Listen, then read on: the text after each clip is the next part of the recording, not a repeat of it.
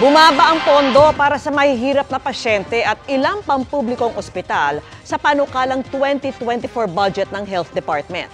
Kabilang din sa inusisa ng Kamara sa budget hearing ang mahigit 20 bilyong pisong utang ng PhilHealth sa mga ospital. Nakatutok si Sandra Aguinaldo.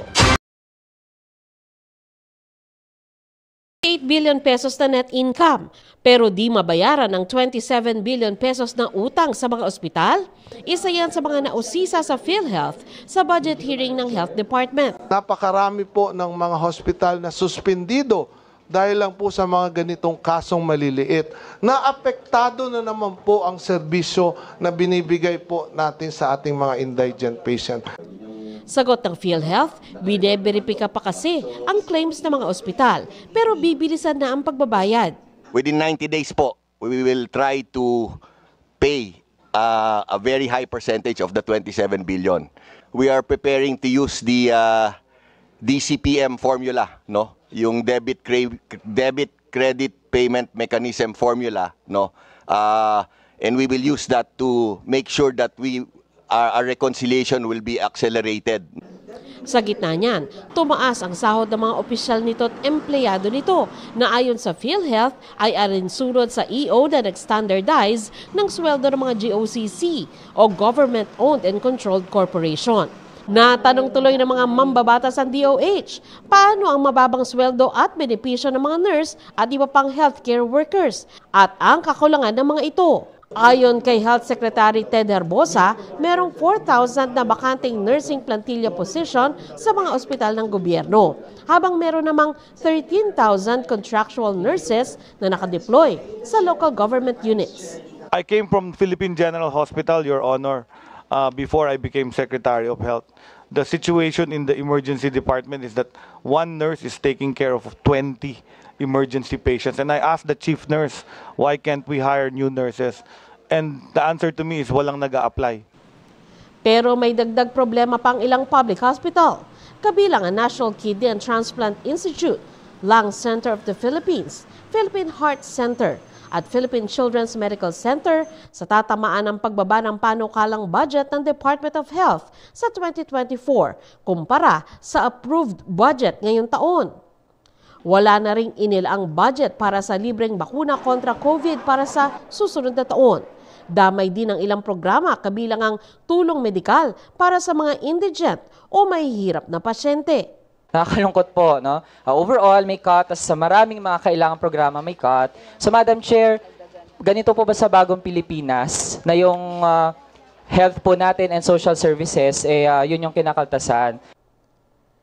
Pero pagkumpara sa budget ngayong taon at sa hinihingi para sa susunod na taon, hindi nagustuhan ni Iloilo Representative Janet Garin na minsan naging Health Secretary. This is a budget briefing. Hindi po pwede na meron tayong drama na pinapalabas natin na lahat ng programa ng kalusugan ay tinapyasan and making the administration look back where in fact it is not true. We have to compare net versus net. So with that, Madam Chair, I move that the interpellation of the Honorable Manuel be stricken off the records. So move, Madam Chair. Saglit na sinuspende ang briefing at nang ituloy ito, pinaalalahanan ng Health Secretary na maging malinaw sa pagkukumpara at kung aling alokasyon ang bumaba at tumaas. All of these data have been confirmed by the Secretary, so there is nothing to be stricken out. Pagdidiin kanina, panukalang budget pa lang naman ang pinag-uusapan at iba ito sa pinal na budget sa ilalim ng General Appropriations Act. Para sa GMA Integrated News, Sandra Aguinaldo, nakatutok 24 oras. Binubusisi naman sa Senado kung paano ginamit ng mga ahensya ang ibinigay na intelligence at confidential funds sa kanila simula noong nakarang taon. Nakatutok si Mav Gonzalez. Sinimulan kanina ng Select Oversight Committee ng Senado ang pagbusisi kung paano ginugol ng mga ahensya ang kanilang intelligence at confidential funds para sa taong 2022 hanggang 2023. Kanina, binuksan ang report ng Office of the President at ayon kay Senate President Mig Zubiri, wala raw silang nakitang questionable. Most of what we saw were actually in aid of anti-drugs, anti-human trafficking, yung anti-terrorism, dealing with tipsters, yung nagbibigay po ng tip, tapos informants at meron pong corresponding parang reward. Things like that, which I think is very important. Kailangan nating gawin yun at very successful as the report is very thorough. Ayon kay Zubiri, nagsumiti na ang mahigit 20 ahensya ng kanilang report. Nire-report din sa Commission on Audit ang paggastos sa intelligence at confidential funds. At dahil sensitibo raw ang impormasyon sa mga report, hindi raw ilalabas sa publiko ang laman ng mga dokumento. Ayon kay Zubiri, hindi lang puro para sa national security ang pondo. Isang agency na ginamitan yan for removal of informal settlers from their area, giving them assistance and relocation sites. So, it doesn't exactly have to be, terrorism in nature or national security in nature. Yan ang paggamit nila. Now, it is up to us to decide in the committee kung tama ba yung paggamit nila nun. Nasilip na rin daw nila ang report ng Office of the Vice President pero hindi pa nasinsin.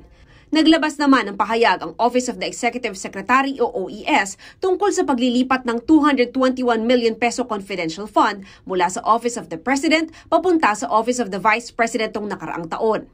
Ayon sa OES, otorisado ang Pangulo na maglabas ng pondo para sa mga bago o kagyat na aktibidad ng mga ahensya ng gobyerno, alinsunod sa Special Provision No. 1 ng Fiscal Year 2022 Contingent Fund. Kabilang daw sa ni-request ng OVP ang 96.4 million pesos para sa financial assistance and subsidy at 125 million pesos para sa confidential funds ng bagong tayong satellite offices. Para sa GMA Integrated News, Mav Gonzalez, nakatutok, 24 oras.